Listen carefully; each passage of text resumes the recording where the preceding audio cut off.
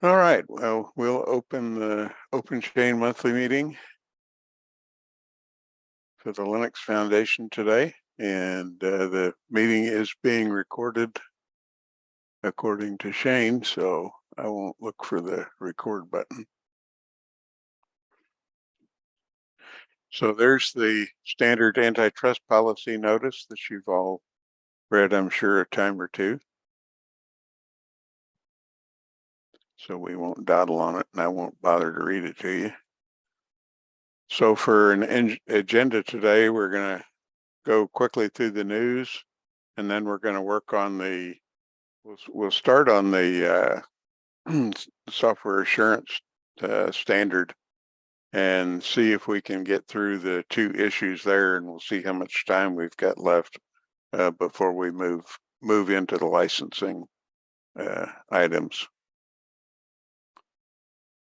So from a news perspective, the OpenChains continue to be very busy. Volkswagen has joined the board via their software organization. And so there's a link to their governing board there.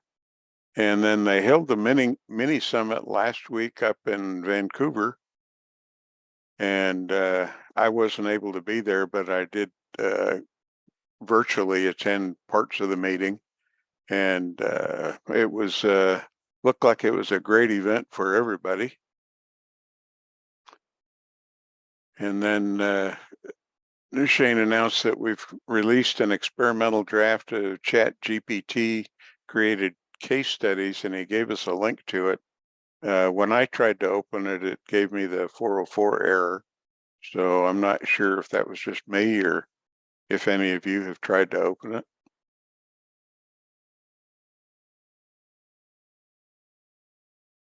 No? Okay.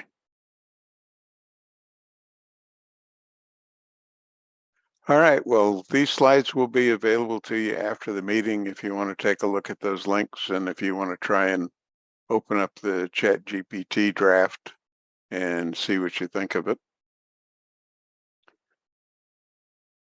So now we'll take a quick look at the standards in the core material. I don't know if you were on the meeting a couple of weeks ago, and we struggled through, took quite a while to get through the first issue, and we started the second issue, and it kind of bogged down in what are we really doing. So hopefully tonight I'll put a little bit better framework on it. So tonight we're going to, let's see here. Okay, so during the last call, we did add the triage entry to specific situations where vulnerabilities aren't applicable in the spec, and that was issue 29, and that's been closed out. And so what we're going to do is we're going to work on these two items. We started on, I believe it was issue 28, and then we're going to work on issue 27. So let me see here.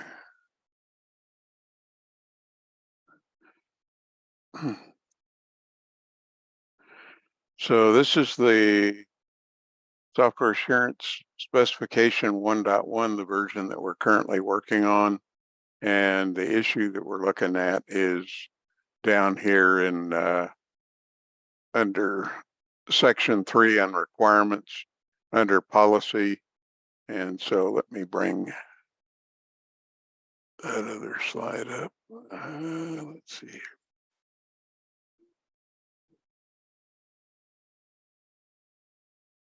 Yeah, there it is. So that's 14. So the initial write-up was that that the participants needed to be aware of what the relevant program objectives were, and did they have objectives? And the discussion has kind of wandered around for a while since November of last year, and it's kind of changed direction. And so I think in talking to Shane that we need to bring it back to the original objective and see if we can agree on that So what I did is I actually wrote up, I took the words that were in there, which said the program should have a defined guiding principle and scope that match the risk management policy of the entire organization. And it should be clear whether the program applies to a product line, a department, or the entire organization in their write-up. It should be understood the scope may change over time, and the metrics should be established to assess its ongoing effectiveness. So that's the general outline. And then to give them some objectives to create their policy against, what I did is I reworded some of the things that come up later in this section and said that in order to create an effective program, you need to document how you're going to accomplish the following. So basically that's, and that's probably, document's probably not the right word that we ought to use. How you should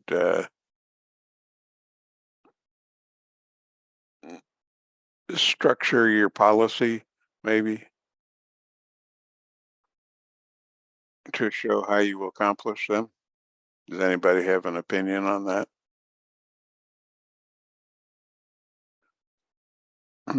No? Okay, so what I did is I took the essential tenets from what we're trying to get people to do in the software assurance thing, and that's they need to be able to understand the structural and technical threats to the supplied software. They need to be able to track known vulnerabilities when they're discovered, and they need to be able to report those vulnerabilities to the customer upon release when it's warranted. If it's not warranted, of course, that they have the option of not doing it. And then report all newly published known vulnerabilities that come up and are discovered after the release of the software. So they need to report those to the customers. And then they need to conduct continuous security testing for all the supplied software prior to its release. And then they need to verify that the identified risks have been addressed before release of the supplied software. So that might actually work better than, let's see here. Yeah, conducted the continuous security testing and then verify that those risks have been addressed. So they could either be remediated or they could be mitigated, but at least they've been addressed and someone has said, no, we need to go change it, or we don't need to change it, and here's the reason why. And then report unidentified risks to third parties as appropriate. So if a third party wants to know what identified risks are in a piece of software, they've got to have a way of reporting those to them.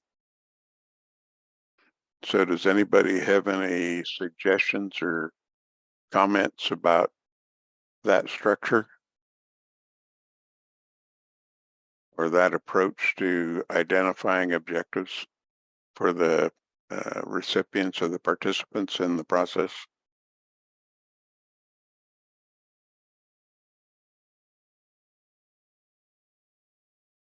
No? All right. Well, then after the meeting, I will make a couple of little changes to it to make it flow a little bit better, because they'll be doing the documentation like I suggested up here in a subsequent section. But these are the things that they kind of need to grapple with when they're creating their program plan that they're going to go forward with, and to assure people that they're giving them the right software so that they can engender the trust that we talked about at the beginning of the specification. Does that make sense? Is anybody still there? Yes, it makes sense. Okay. All right. I couldn't tell if anybody was still online or not. Okay, and you need to feel free to interrupt me offer suggestions, because I think that one of the things where we've kind of been falling down a little bit on working these specs in these meetings is that they're taking too long. And so what we need to do is um, stay on topic. If you've got something that you see later or somebody else does, they should put it in the comment section, but it needs to be on the topic that was addressed at the top. If it's something that's off the topic or it's something new, it needs to be added as a different, because here we did have some comments, including mine up here, which were drifting off the topic, and we need to stick with what the original thing was and get it closed out. And then if there's enough feeling that there's something new that needs to be opened up or something that needs to be readdressed in this, then we can do that, but it'll help us to get to the end a little bit faster. And then we can go back and take a look at the entire specification again as a fresh object without any of these edits in it, and then see what we think of it before we ever get ready to submit it. And of course, first we've got to get the DIS approved, which hopefully is going to happen in the next month or so. And I think Shane announced that at the meeting, was that he was hoping in June.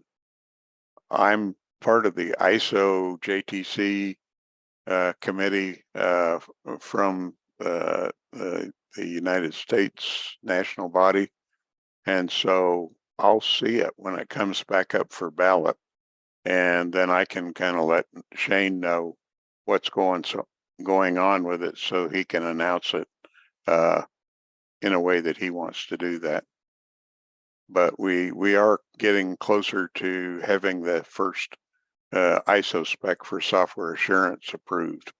It's 95+% ready to go, and it's just waiting this final ballot to kick it over the edge. All right. Well, hearing no suggestions, I'll make those couple of things that I talked about here in the changes, and then I'll tell Shane that he can incorporate these things into the master document that we're working on. So the second issue that Shane wanted us to discuss tonight, as far as the software assurance document goes, actually, if you look at where this started, before I became one of the co-chairs of this, was a suggestion that when you come into the GitHub repo for the security specification, there is a purpose statement, and it looks just like this. And it says, establish trust in the open source from which the software solutions are built. And meanwhile, in our scope section of the specification itself, it has this short, simple paragraph in it. And what Shane was suggesting is that we make the scope and the purpose blended together. So we're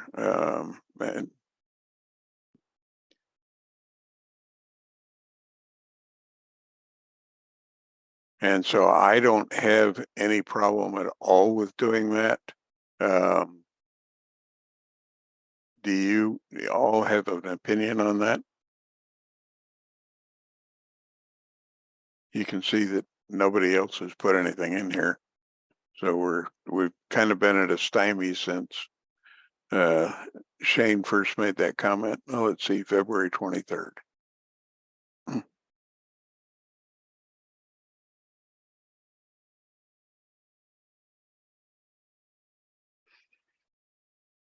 All right.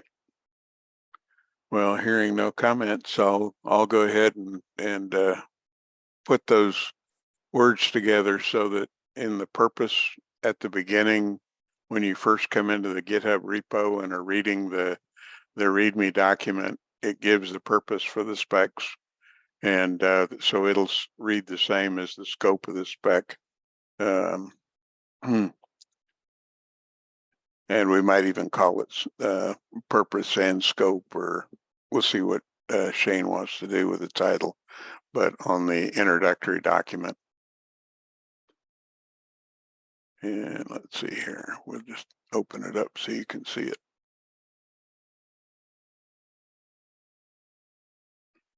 So you can see that let's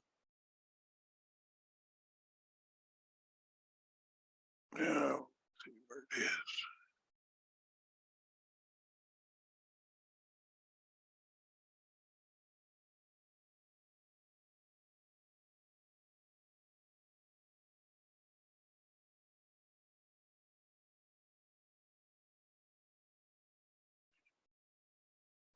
I wonder if he moved it.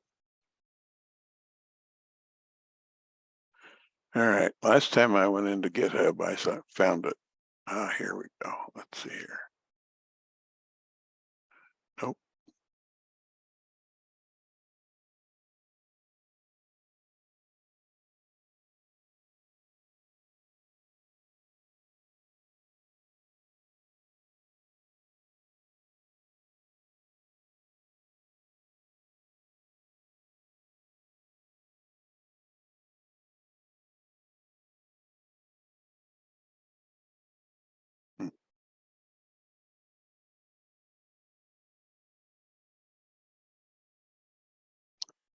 Well, I don't find it now, but it's somewhere in this mess. It's not in the link he gave us apparently.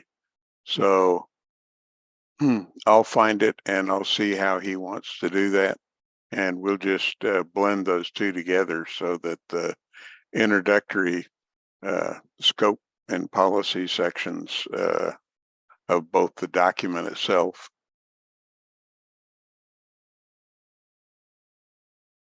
and the scope section right here are in agreement with each other. All right.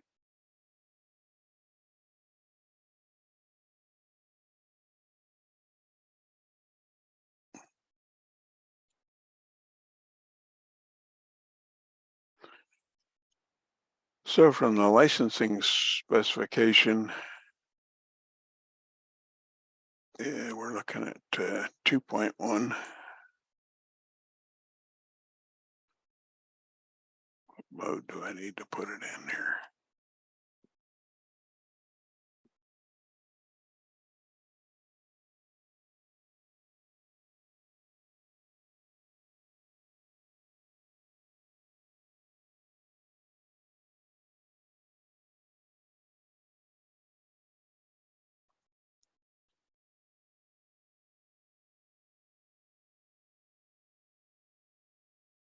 All right, if anybody's got a suggestion, holler at me.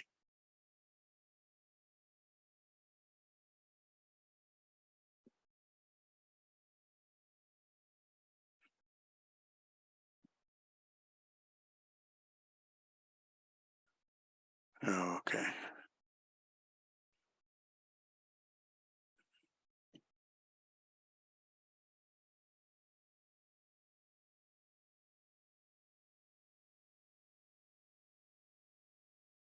No.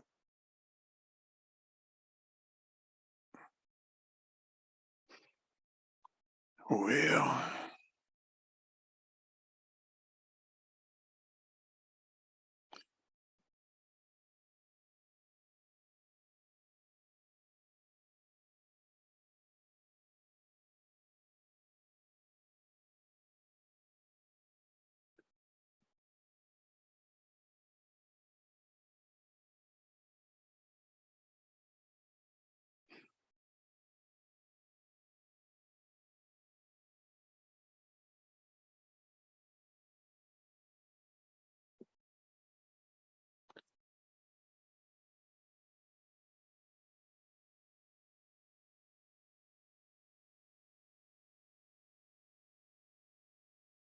Okay, French, Italian, Japanese, Korean.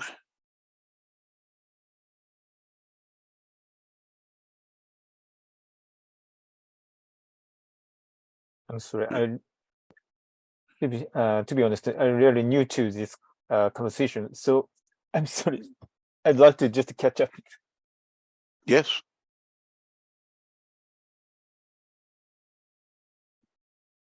You said you had a quick question?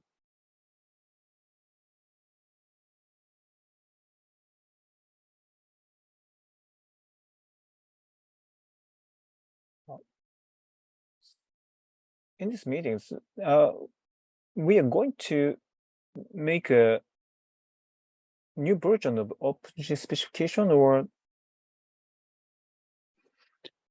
I'm sorry, I lost the objectives of this No, meetings. what we're doing is we are editing to reach a final version 2 that we can submit to the JTC after they've approved version 1, which is the current version that they have in DIS format. And DIS format means that it's almost ready to be approved, that it's been through all of the technical committee reviews and it's been approved by the technical committees. And when they put it in DIS status, DIS, that means that the document is about ready to issue. I'm not sure exactly what the acronym is, but that's what it means. And it means that it's more than 95% of the way to being a. So what we're doing is we're starting to work on the next version of it to make it better. I see. So We're not. in this, Go ahead. so in that sense, I'm really sorry because I'm not preparing without preparing this conversation.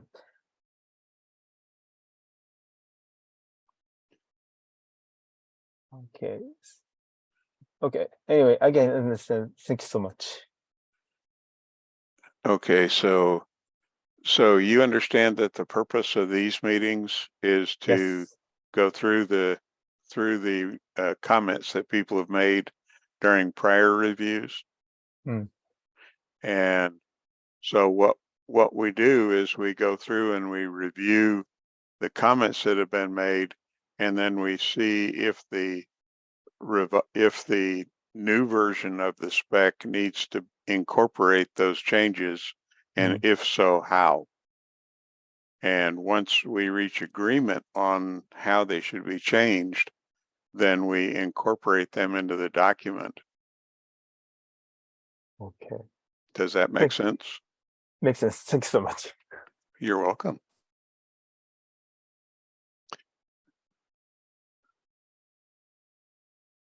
So from the licensing, let's see here. And we're working on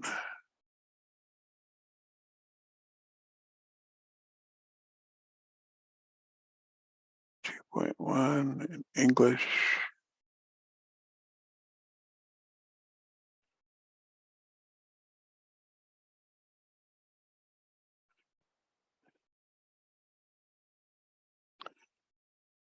Okay, so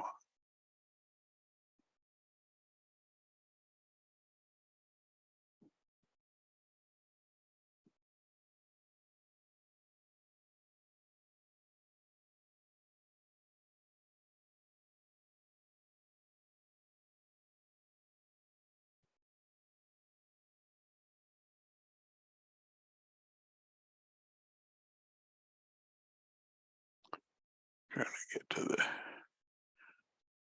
the okay, so from a licensing standpoint,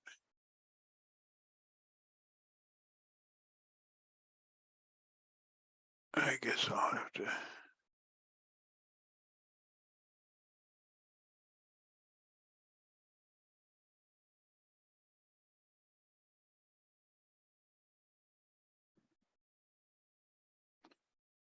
we'll go to here.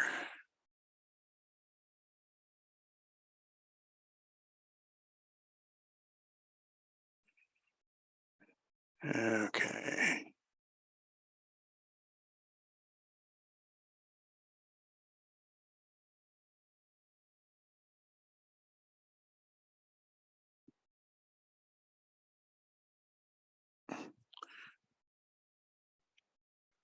So this is the licensing spec here, and this is the one that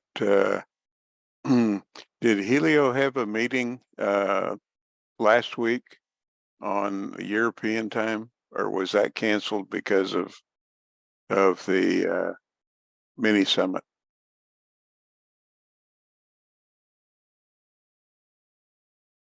I'm not sure, Chris. Okay.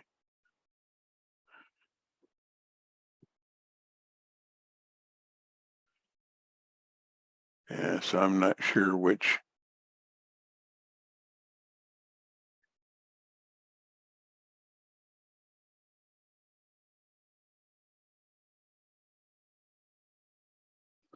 Yeah, I can't tell if he's closed any of these out. And it doesn't look like there's any comments yet on the new version. So I guess he just wanted me to show you the new version. So the new version is 3.0, and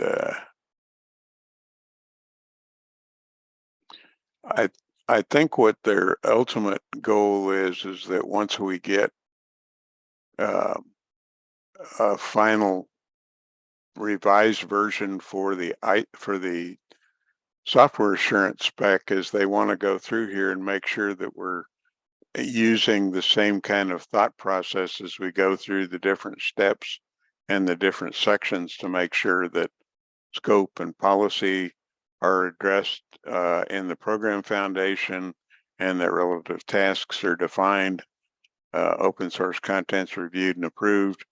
So they want to make sure that we're doing things the same way. This looks like a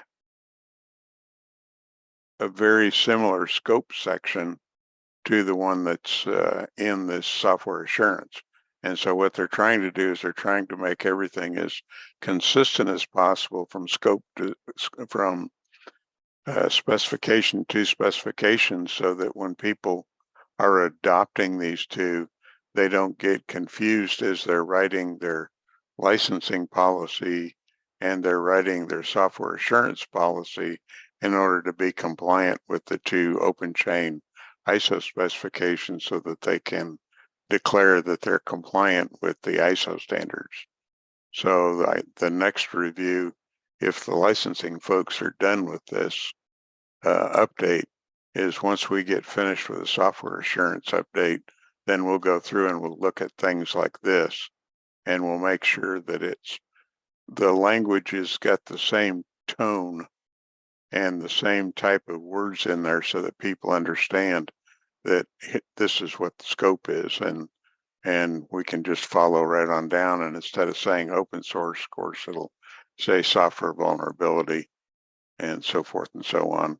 And it's have the same definition for what a program is, program participants, SPDX, SBOM, and all those things.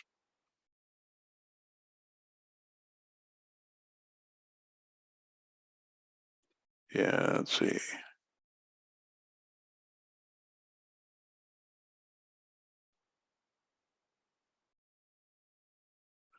Okay. So does anybody have any questions about this part of the specification? Have you looked at it before? And no, I haven't. Okay.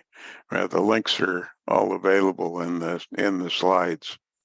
Did Shane provide you all with a copy of the slides in his note earlier today, or did he just send those to me? I'm not sure. I'd have to go back and look. Okay, I can go back and look. And then if he didn't send them to you all, I'll go ahead and attach them to the email that he sent out to everyone, and then you'll have the the slides to go look at. I don't see any emails from him today. Maybe there's a list I'm not on too. I'm not sure. No, he may have just sent that to just me then. Usually I can't tell if he's doing a distribution list and it's hidden in the background so that you don't have to look at everybody else's names before you start reading the message. So I never know exactly where it went.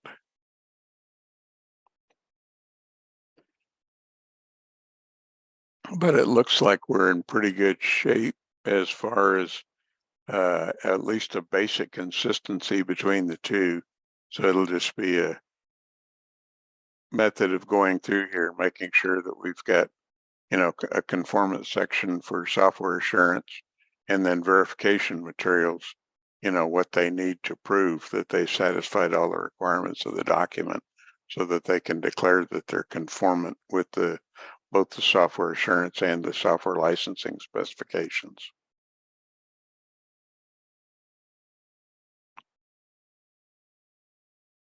All right. Does anybody have any other questions, comments?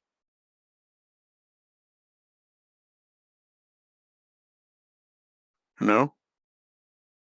Well, all right. I'll give you a few minutes back of your morning or evening. Thanks, Chris. You're Thank you so welcome. much. Oh, you're very welcome. Thanks, everybody. Talk to you again in a couple of weeks.